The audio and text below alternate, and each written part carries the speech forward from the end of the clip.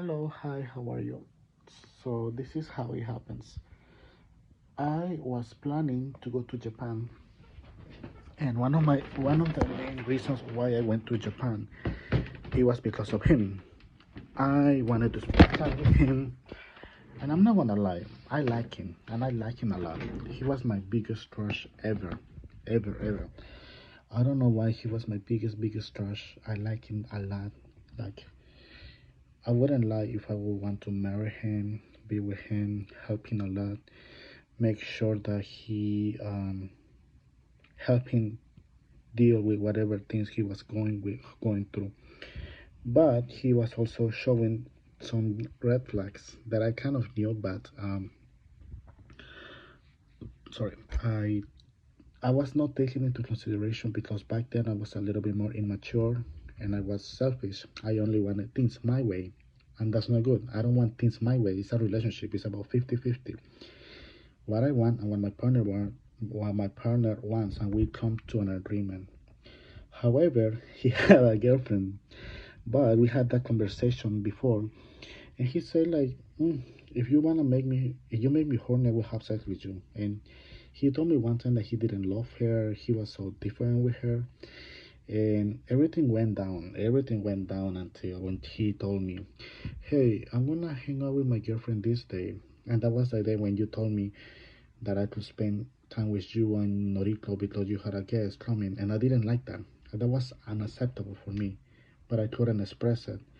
And then when I had a conversation with him, I became a little bit nasty, disrespectful, very nasty. I don't know why I did that. I almost beat him, and I was so nasty to him. We had an argument. I was screaming at him. That's not the right thing to do because that's not how you treat someone. Even if they're your partner, your girlfriend, wife, boyfriend, husband, whatever. You don't treat someone like that, period. I mean, for me, maybe he didn't like that.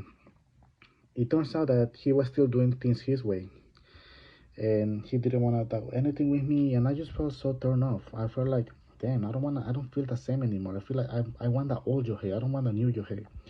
And when I had a conversation with him, he, it's like he didn't.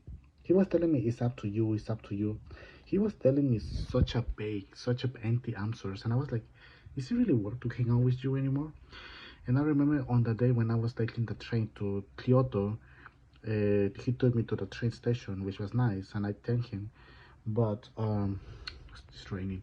Um, I told him, "You're not worth anything to me anymore." And he told me, "Oh, that hurts him a lot." He showed me he was in pain because he was already in pain, and I gave him no more pain. And I just thought, I tried to make him see my point of view, but he was like I was talking to a wall. I was talking to this, no feelings, no nothing. I don't know why. I was talking to some people and told me that's how Japanese people are. They're very cold with their emotions. I don't know. Maybe that's how he is with his girlfriend. I don't know. I don't know. Because Latinos or Hispanics, we are very expressive. We tell how we feel. We have a different way of showing our emotions. In Japan, like you told me, people don't show their true emotions for some reason, even with their partners, I believe. But he was doing it with, I don't know. Latina didn't like it. And then when I was back from Kyoto and I went to your home, I wanted him to help me because I was hungry and I didn't know where to get food. I wanted to go to a restaurant, but your area, people don't speak English, period. It's like, that was one thing I didn't like about him and also of the area because it was hard for me to get someone that spoke English in a restaurant because everything was in Japanese and that made me feel anxiety, social anxiety. And he was there like nothing. He didn't care.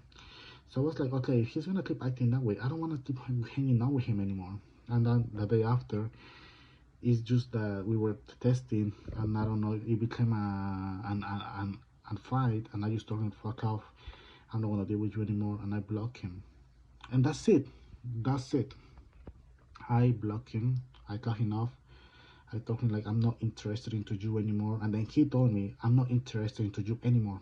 I think he was mad. I don't know. And I blocked him. And we made a plan because the day after I was supposed to go to a movie, a theater show. That was part of his homework, university college work, that he's supposed to write a summary about it, and I was gonna do it for him, but I just let him know. I didn't care because he didn't care about me. And I didn't. At that day, I went to Gunma to see my friend. I had a good time. In my mind, I was saying I should have stayed in Gunma with my friend. At least with my friend, I don't feel lonely. In the community, in the town where he lives in Gunma, there were a lot of Peruvians, a lot of Brazilians, and I felt more comfortable. I felt more like with foreigners, with my people. I could speak Spanish there. I was so comfortable there.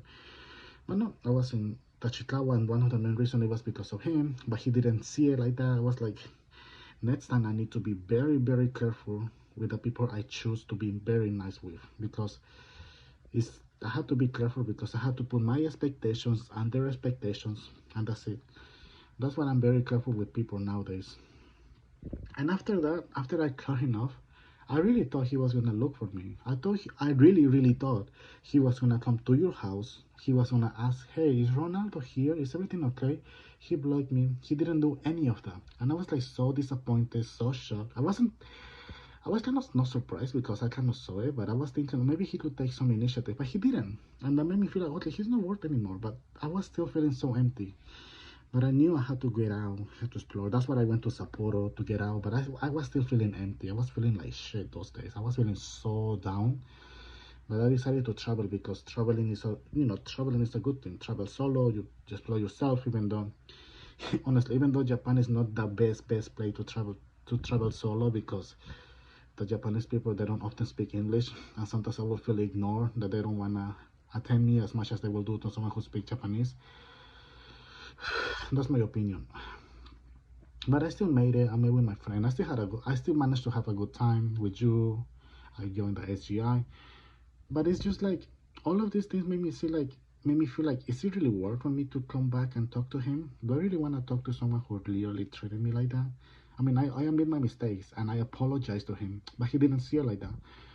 So should I still give a fuck about someone like that? Someone like him? I don't think so. Maybe I do, and I know, and I agree with you. I should text him, but it's gonna take me some time. Maybe in 5 years, in 10 years. Honestly, I don't even see myself going back to Japan because of that. It's just like I have this feeling of against. I don't know why. It's just so. I know it's wrong, but it's me. I'm still in the process of healing. What do you think?